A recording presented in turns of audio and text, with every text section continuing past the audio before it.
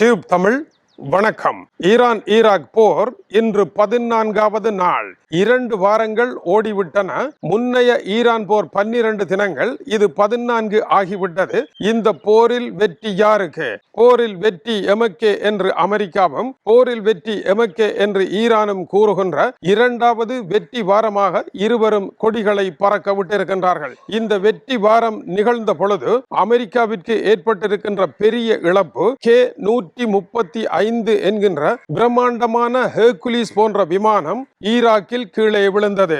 இது ஈரானில் அல்ல, ஈராக்கில் விழுந்திருக்கின்றது. யார் இதை வீழ்த்தியது? அமெரிக்கா யாராவது வீழ்த்தி விட்டார்கள் என்று நிச்சயமாக கூறாது.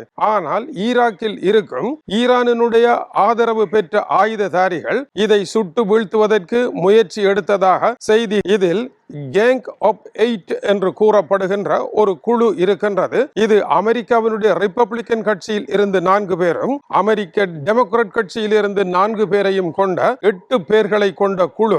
முதலில் எது நடந்தாலும் உண்மைகள் இவர்களுக்கே வழங்கப்படும். அதன் பின்பே ஊடகங்களுக்கும் மற்ற இடங்களுக்கும் செல்லும். இவர்களுக்கு சென்ற தகவல்களின் படி இந்த கேங் ஆஃப் 8 இருக்கின்ற முக்கியமான நபர் ஜிம் கிம்பஸ் கூறுகின்ற பொழுது, இந்த விமானம் விழுந்தது எப்படி என்பதை பேசுவதற்கு காலம் இன்னமும் நெருங்கவில்லை, ஆனால் காலம் அதற்காக இருக்கின்றது என்று அவர் குறிப்பிட்டார். அமெரிக்கா போன்ற பிரம்மாண்டமான பலம் மிக்க நாடுகளினுடைய விமானங்களும் இப்படி விழும் என்பது அதிசயமானது, ஆனாலும் விழத்தான் செய்யும் என்பதும் உண்மைதான் என்றும் கூறுகின்றார். இதனுடைய கருத்து, விமானத்திற்கு இவர்கள் எதிர்பாராத ஏதோ ஒன்று நடைபெற்றிருக்கின்றது என்பதுதான். ஆனால் அது மறைக்கப்பட்டாலும் கூட இது போன்ற சம்பவங்களில் உண்மைகளை பேசாத ஒரு பிரச்சார போர் இருதரப்பிலும் இப்பொழுது நடைபெற்றுக் கொண்டு இருப்பதனால் இவர்கள் இருவருடைய கருத்துக்களையும் வைத்து ஊகிக்கின்ற பொழுது விமானம் விபத்தினால் விழுந்தது என்கின்ற செய்தி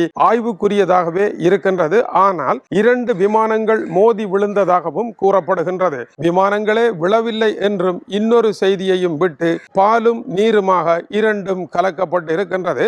அன்னம் வந்து பாலையும் நீரையும் பிரித்தால் உண்மை தெரிய போகின்றது. அன்னமாக இருந்து நீங்கள் அறிந்து கொள்வதே இந்த செய்தியின் அடிப்படை விடயமாகும். 14வது நாள் போரில் முக்கியமான விடயம், எங்கே அயதொல்லா அலி காமேனியினுடைய மகன் என்று அமெரிக்கர்கள் கேள்வி எழுப்பினார்கள். அதற்கு பதிலாக ஈரானினுடைய தொலைக்காட்சியில் அவருடைய உரை இடம்பெற்றிருக்கின்றது. அவர் என்ன கூறுகின்றார்? முதலாவதாக ஹிஸ்புல்லாவிற்கும் ஹவுதி ஆயுததாரிகளுக்கும் தனது நன்றிகளை தெரிவித்திருக்கின்றார். இப்படியான ஒரு நெருக்கடியான சூழ்நிலையில் தமக்காக இந்த இருவரும் போர் புரிவது மிகவும் வரவேற்கத்தக்கது என்று கூறுகின்றார். மேலும் போரை இப்போதைக்கு முடிவடைய செய்ய முடியாது, போர் மேலும் நீண்டுதான் செல்ல வேண்டும், அதற்கான காரணங்கள் இருக்கின்றது என்று குறிப்பிடுகின்றார். மூன்றாவதாக கோர்முஸ் நீரிணையை மூடத்தான் வேண்டும், அதை இப்போதைக்கு திறக்கவும் முடியாது என்று அவர் தெரிவித்திருக்கின்றார். ஈரானிய தொலைக்காட்சியில் மொய்டாபா காமேனியினுடைய உரை உண்மைதானா என்று அமெரிக்கா கேட்கின்றது. ஏனென்றால் அவர் நேரடியாக வாயினால் பேசுவது போல இல்லாமல் அவருடைய படம் ஒன்றை வைத்து பின்னால் குரல் ஒலிபரப்பானது. இந்த குரலுக்கு சொந்தக்காரர் அவர் இல்லை என்று அமெரிக்காவினுடைய போர்க்கால அமைச்சர் பேட் கெக்செட் தெரிவிக்கின்றார். அவருடைய குரல் இல்லையானால் பின்னணியில் இருக்கின்ற ஒலிபரப்பாளர் தந்த குரல் தான் இது. அவருடைய குரல் இல்லாத காரணத்தினால் அவர் உண்மையில் படுகாயமடைந்திருக்கின்றார் என்றும் அவருக்கு கை கால் இரண்டிலும் பெரும் பாதிப்பு ஏற்பட்டு இருப்பதாகவும் அவர் குறிப்பிடுகின்றார். இந்த செய்தியை அமெரிக்காவினுடைய வெளியுறவுத்துறை அமைச்சர் JD வான்ஸும் உறுதி செய்து காயமடைந்திருக்கின்றார் என்று கூறியிருக்கின்றார். காயமடைந்திருக்கின்றார் என்பதனால் தான் அவர் நேரடியாக தோன்றவில்லை என்பது அமெரிக்காவினுடைய பிரச்சாரமாக இருக்கின்றது. இன்றைய AI தொழில்நுட்பத்திற்கு உள்ளே அவர் தன்னுடைய குரலை இன்றைய நிலையில் காட்டி பேசுவாராக இருந்தால் AI அந்த குரலை வைத்தே அவர் எங்காவது பேசினால் அவர் இருக்கின்ற இடத்திற்கு ஓடி சென்றுவிடும் என்கின்ற தொழில்நுட்பம் இருக்கின்றதா இல்லையா என்பது சந்தேகம். ஆகவே அவர் புத்திசாலித்தனமாக நடந்திருக்கின்றார். இவர்கள் தந்திரமான முறையில் தூண்டிலை போடுகின்றார்கள் என்பது இன்றைய 14வது நாள் போரில் பாலையும் நீரையும் பிரித்த இன்னொரு பார்வையாக இருக்கின்றது. மத்திய கிழக்கு நாடுகள் மீது ஈரானுடைய தாக்குதல் முடியுமா இல்லை இல்லையா என்பதற்கு மத்திய கிழக்கு நாடுகள் முதலில் தங்களுடைய பக்கமாக திரும்ப வேண்டும் என்றும் எதிரிகளினுடைய பக்கமாக இருந்து அவர்களுடைய தளங்களை வைத்துக் கொண்டு மேலும் தம்மோடு நட்பாக இருக்க முடியாது, எனவே அவர்களை விரட்டி அடித்து தமது பக்கம் திரும்ப வேண்டும் என்றும் அவர் கேட்டிருக்கின்றார். ஆனால் ஈரான் ஹோர்முஸ் நீரிணையை முழுமையாக மூட விரும்பவில்லை. இதனால் ஈரானுக்கு நஷ்டம் இருக்கின்றது. சில நாடுகளை தேர்வு செய்து அவர்களுக்கு விதிவிலக்கு வழங்கலாம் என்று கருதுகின்றது. அந்த வகையில் இந்தியாவினுடைய 2 எரிவாயு கப்பல்களை செல்ல அனுமதித்திருக்கின்றார்கள். துருக்கியினுடைய ஓர் எரிவாயு கப்பலை அனுமதித்திருக்கின்றார்கள். இந்த திரவ எரிவாயு ஆனது குசினி தேவைகளை பூர்த்தி செய்வதற்கு அவசியமாக இருக்கின்றது. ஆகவே ஈரானுடைய நட்பு நாடுகள் பாதிப்படையாமல் இருப்பதற்கான பணிகளையும் செய்ய வேண்டும் என்பது அவர் உரையின் சாராம்சமாக இருக்கின்றது. 14வது நாள் போரில் 3வது முக்கிய விடயம் ஹோர்முஸ் நீரிணை விவகாரத்தில்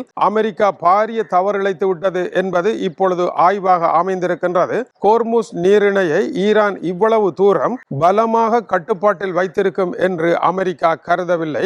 ஆனால் நிலைமை கட்டுமீறி சென்றுவிட்டது. இதனுடைய விளைவு உலகளாவிய ரீதியில் எரிவாயு மற்றும் ஆயில் போன்றவற்றினுடைய விலை உயர்வு, பெட்ரோல் விலை உயர்வு என்று உலக பொருளாதாரம் பெரும் அழுத்தங்களை சந்திக்கும் என்பது முக்கியமாகும். இதை அன்று எடுத்துரைத்தவர்களை விரட்டி அடித்துவிட்டு டொனால்ட் ட்ரம்ப் அண்ட் கம்பெனி போருக்குள் சென்றது. இன்று நிலைமை தலைக்கு மேல் சென்றிருக்கின்ற வேளையிலே இப்படி ஒரு பிரச்சனை இந்த போரில் இருக்கின்றது என்பதை எதற்காக என்னிடம் எடுத்துரைக்கவில்லை என்று டொனால்ட் ட்ரம்ப் மற்ற அதிகாரிகளிடம் கேட்டிருக்கின்றார். உங்களிடம் சொன்னோம், நீங்கள் எங்கே கேட்டீர்கள் என்று அவருக்கு சொல்ல முடியாத சூழ்நிலையில் இதுதான் நிலைமை என்று மறுபடியும் அதிகாரிகள் கூறியிருக்கின்றார்கள். இதற்கு பதிலடியாக ஈரானுடைய கார்க் தீவின் மீது பயங்கரமான தாக்குதல்களை தாம் நடத்தியதாக அமெரிக்கா கூறுகின்றது. இங்கிருக்கின்ற ராணுவ கட்டுப்பாட்டு தளங்கள் எல்லாம் முற்றாக மூழ்கடிக்கப்பட்டு இருப்பதாகவும் 2 வார போரில் இது ஒரு முக்கிய தாக்குதல் என்றும் அமெரிக்கா கூறுகின்றது. இந்த கார்க் தீவு என்கின்ற இடத்தில் இருந்துதான் ஈரானுடைய 90% ஆயில் ஏற்றுமதி ஆகின்றது. ஈரானை அண்டிய துறைமுகங்கள் ஆழம் குறைவாக இருப்பதனால் இதிலிருந்துதான் ஈரானுடைய ஏற்றுமதிகள் நடைபெற்றது. இந்த இடத்தில் ராணுவ கட்டமைப்புகளையே தாங்கள் தாக்கியதாகவும் ஆயில் கட்டமைப்புகளை தாங்கள் தாக்கவில்லை என்றும் டொனால்ட் ட்ரம்ப் குறிப்பிடுகின்றார். இந்த போர் அதிகமாக திரைப்படங்கள் 2வது வாரத்தை தொடுவது கடினம். இந்த போர் 2வது வாரத்தை பெருந்தொகையான பணத்தை இழந்து சந்தித்திருக்கின்றது.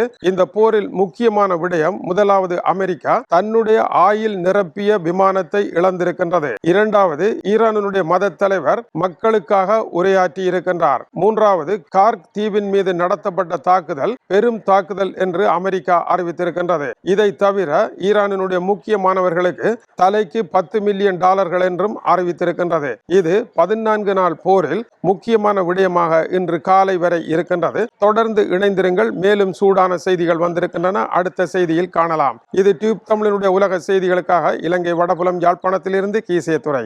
வணக்கம் உறவுகளே.